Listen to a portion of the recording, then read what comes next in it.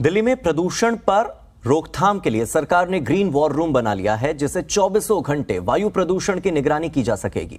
साथ ही green war room के जरिए सभी जितने भी विभाग हैं उनके साथ कोऑर्डिनेशन भी बैठाया जाएगा, यानी तालमेल बैठाया जाएगा। दिल्ली के पर्यावरण मंत्री गोपाल राय का कहना है कि war room green Delhi app से भी जुड़ा होगा, जिसके जरिए शहर के निवासी कचरा जलाने जैसी प्रदूषण से जुड़ी अपनी शिकायतें कर सकेंगे। यानी आपके घर के आसपास अगर कोई कचरा जला रहा है, कोई प्रदूषण फैला रहा है, कोई वायु प्रदूषण का कारण बन रहा है, तो उसकी शिकायत आप ऐप के जरिए कर सकते हैं। वहीं पर्यावरण मंत्री ने 25 अक्टूबर से पीयूसी के बिना, यानी पोल्यूशन सर्टिफिकेट के बिना पेट्रोल पंप पर पेट्रोल और डीजल नहीं मिलने के फैसले पर भी अपनी ओर से स्पष्टीकरण दिया है।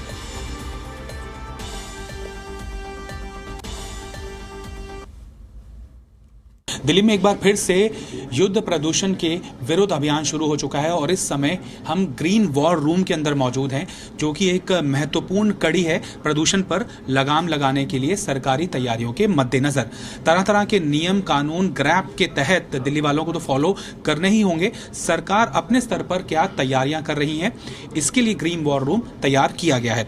पर्यावरण मंत्री गोपाल राय हमारे साथ मौजूद हैं। सर, सबसे पहले तो आप ग्रीन वॉर रूम के अंदर क्या कुछ होगा वो बता दीजिए। देखिए, ये वार रूम को 15 पॉइंट जो एक्शन प्लान मुख्यमंत्री जी ने अनाउंस किया है, उसको इम्प्लीमेंटेशन, मॉनिटरिंग, स्ट्रेटजी का काम इस वार रूम से होता है। वार रूम में जैसे दिल्ली के अंदर जितने तरह के गाइडलाइंस जारी हो रही हैं, सरकारों को 30 विभाग हैं दिल्ली के अंदर जिनका कोऑर्डिनेशन करके ये काम अभियान चलता है। उनकी जो रिपोर्ट आती है, अब वो रिपोर्ट सही है या गलत है, इसके लिए दिल्ली के अंदर वार रूम से जो है दिल्ली ग्रीन ऐप जुड़ा है। ग्रीन दिल्ली ऐप का जो फ़ायदा हमें होता है कि वो दिल्ली के अंदर कोई भी व्यक्ति कहीं भी, अगर उसके इलाके में चाहे वो एमसीडी का इलाका हो, पीडब्ल्यूडी का हो, डीडीए का हो, किसी भी भाग का हो, वो अगर वहाँ पे आपको लगता है कि धूल उड़ रही है, गाड़ियों में पोल्यूशन है, जगह जगह है, तो आप सीधे अपने एंड्रॉयड फ़ोन हो चाहे एप्पल हो, उस पर डाउनलोड करके आप भेज सकते हैं। उसको फिर हम उस डेटा को हम एनालाइज करते हैं, उससे डिपार्टमेंट को हम भेजते हैं और उसको क्रॉस वेरिफिकेशन करते हैं। तो मुख्य तौर पर वार रूम का जो फ़ायदा है, जैसे अभी ग्रैप सिस्टम हम जब लागू करते हैं तो बहुत जगह ऐसा होता है कि यहाँ से तो नोटिफिकेशन जारी हो गया, लेकिन गली में जो है वो कोई अपना बिल्डिंग बना रहा है और सारा मटेरियल खुला पड़ा हुआ है, तो उस गली में रहने वाले व्यक्ति के पास ये ऑप्शन है कि ग्रीन दिल्ली ऐप के माध्यम से सीधे कंप्लेंट कर सकता है, जिसको इस वार रूम के माध्यम से हमने हर जो 13 विभाग हैं उनके एक नोडल पॉइंट नाम लिए हैं हमने, फिर यहाँ से सीधे उन पे कंप्लेंट जाती है और उसको फॉलो किया जाता है। अभी ट्रेंड क्या इंडिकेट कर रहे हैं, क्या हमें तैयार रहने की? आज वार रूम में टीपीसीसी ने एक रिपोर्ट सबमिट की है, वो बहुत ही पॉजिटिव रिपोर्ट है। अगर उस रिपोर्ट को अगर आप ये देखें, ये रिपोर्ट है, इस रिपोर्ट में 2012 का आपको डेटा दिख रहा है, PM10 का, वो जो आपको एक स्तंभ दिख रहा है ब्लू, और उसके नीचे PM2.5 का है।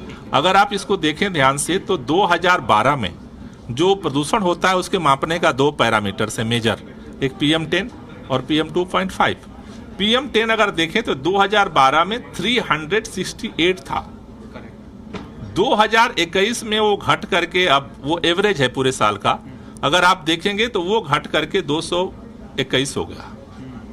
तो अगर एवरेज देखें तो 40% 10 साल में जो सरकार ने दीर्घकालिक और तात्कालिक एफर्ट किए हैं, अगर इस 10 साल के एनालिसिस को हम देखें तो 40% PM2 पॉइंट कम हुआ है। दिल्ली के लोगों के साथ मिल करके जो सरकार प्रयास कर रही है, इसमें और कॉन्सिस्टेंटली सभी लोग मिल करके अगर इसे फॉलो करें, क्योंकि देखिए प्रदूषण हम सब मिल के पैदा करते हैं, तो इसको रोकने के लिए भी प्रयास हम सबको करना पड़ेगा। सरकार और समाज दोनों की सहभागिता से हमें भरोसा है कि आगामी दिनों में हम इस प्रदूषण स्तर को और कम करने में सफल होंगे। वीडियो जर्नलिस्ट मुकेश के साथ तरुण कुमार, जी मीडिया, दिल्ली।